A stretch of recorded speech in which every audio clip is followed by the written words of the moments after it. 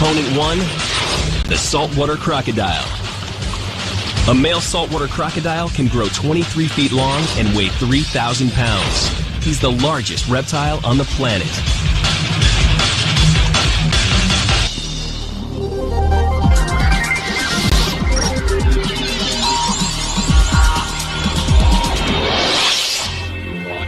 Mike Latham, Justin Buckingham, and Chris Wheatley form our team of designers and engineers. Before they build our biomechanical croc, they consult Adam, the crocodile expert. So does a crocodile bite in the same way as we would? I mean, does the lower jaw come up to meet the top? Well, the thing that really needs to move is the lower jaw. Right. That's where the power's coming from. Right. All the muscles are pulling the lower jaw up into the upper jaw. This lower jaw can be moved up so quickly that it snaps shut, interlocks, and it's a very solid lock. Mm-hmm. Well, I think your shark's in big trouble. I gotta tell you, my opinion is your shark's in big trouble. We've got quite a lot to live up to, haven't we? The team has just 1 week to create a metal crockhead that can be tested biomechanically.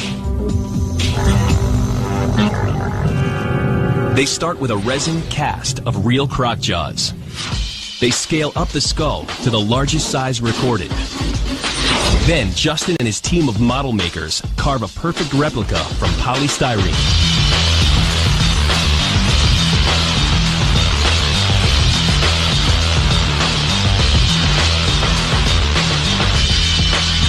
Chris, the designer, makes sure the jaws can move. Bolt it to the crocodile and weld it onto the end of it. At the foundry, the polystyrene jaws are packed in sand and replaced with molten aluminum.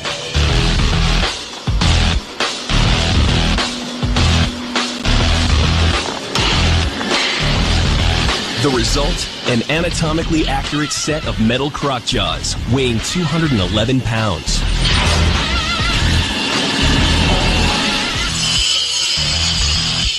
To bring this metal beast to life, the design team needs to know more about how the croc jaws work. I'll say it's going to be a beautiful thing. The croc has 66 teeth, designed like pegs for holding and crushing. It's a long, lean, biting machine. Ambush is the Salty's favorite tactic. It hunts fish, including sharks, in the water, or targets mud crabs, birds, and mammals along the shore. These don't actually look that sharp. Well, a crocodile has the advantage of having a huge amount of force behind it, so you really don't need sharp teeth. When that crocodile grabs onto the shark, and that's what it's got to do, the shark's not going to get away. There's a lot of force there, basically. Right. How much force? You have any idea? Well, we've measured it in a 15-foot saltwater crocodile, which is certainly not the biggest crocodile out there, and we got 3,900 pounds of force, which is nearly 2 tons. So if you imagine the 2-ton truck parking itself on your arm, that's the amount of force. Can your stuff handle that? Hey, we can measure, no problem. Scott Woodward from the State University of New York in Buffalo is our measuring expert. He'll calibrate the bite force of the jaws. The team's next challenge is to create realistic movement. That's Mike's job. It's doing what it should do. A gimbal mount will allow the head to rotate. We'll get this baby inside now and then we can really work on it, eh? They'll mount the head on a remote-controlled vehicle, a stripped-down excavator nicknamed RV2. Oh, it's not heavy at all. No, not at all. From the driver's seat, Mike the mechanic has a good view of the lab.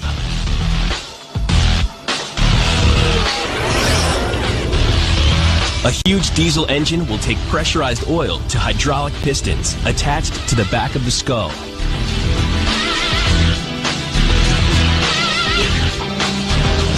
You're going to have to be careful, eh? Have we seen it go right up, though? That's what we haven't seen, which is what it has to do. Now for the finishing touches. Red glowing eyes.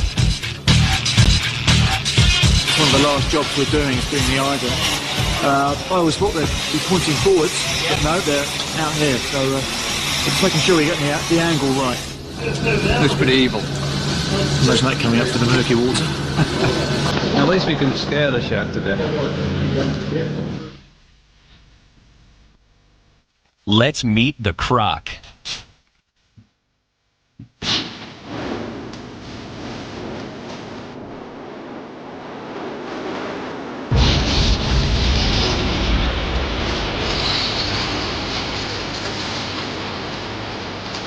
This beast will show us what a saltwater crocodile can do when we turn it loose in the lab.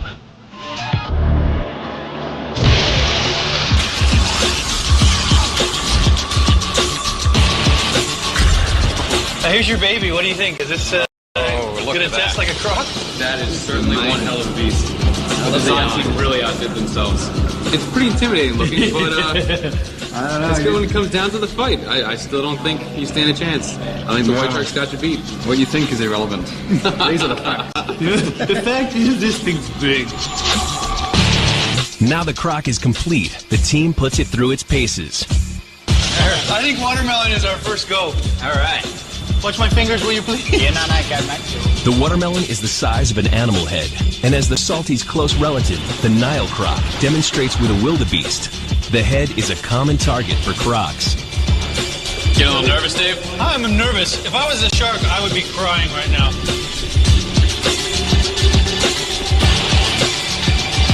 Give me a 3, 2, 1, fight! Oh.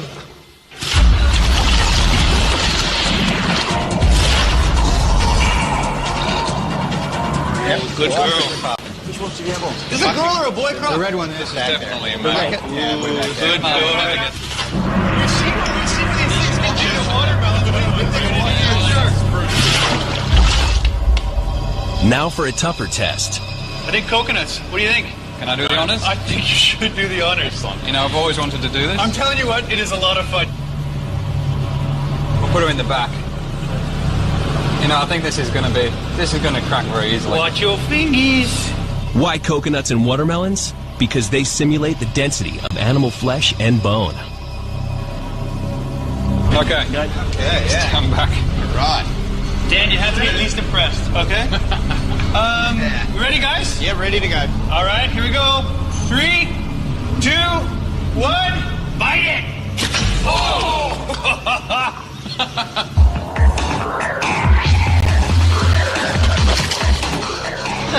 Well, amazing. This is your baby, and it is going. I'll give you that one. I'll give you that one. That was impressive. You've got to be getting nervous now, you have to admit. Still think the white shark's got him beat. Okay, Dave, you're hogging my beast. This is my toy, right? Enough with the watermelons. Let's do some science. This is actually a pressure gauge, and we've used this on real-life crocodiles.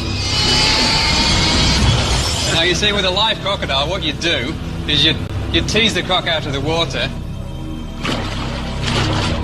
and then you literally shove it in the back of the jaw. Oh, that sounds fun. And it will bite, obviously on the end of a pole. But working with live animals is unpredictable.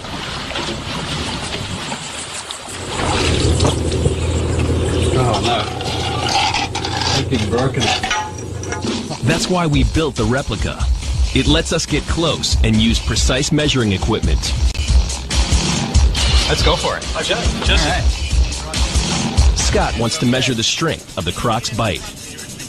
want to go to the back teeth first? Well, why don't you do the front of the jaw first? Because that's going to be the first bite. The crocodile's actually going to grab onto the shark at the front. And then we can measure the maximum bite force at the back of the jaw. Yeah. Assuming the crocodile's fast enough to even bite him. This is the thing that holds on, this is the thing that crushes. Okay. Mike has set the hydraulic pressure at 2,400 pounds per square inch. Less than Adam's measurement of a wild croc's bite, but a safe pressure to use in the lab. Coming up slowly.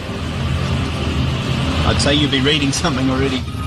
The load cell is a sophisticated device that measures pounds of bite force. We're to about 400 pounds. Come on, Adam, I hope that's not all you got. 700. What are you on now, mate? Oh, we're at 1,300 now.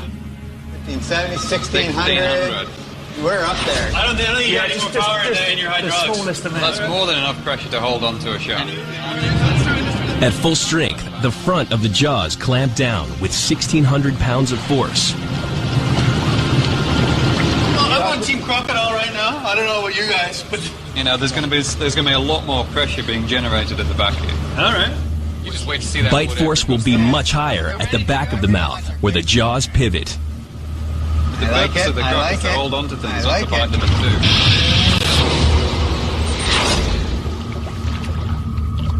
75.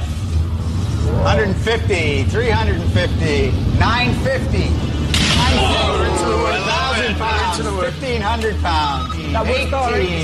2,000. 2,200. Yes, please. 2,200 pounds is a lot of bite, enough to snap bone. That is very impressive. I'm impressed with your guys' machine. I gotta tell you, this is a nice machine. Bite force is strongest at the back of the jaw, where the croc crushes its prey, and weaker at the front, where it grabs hold.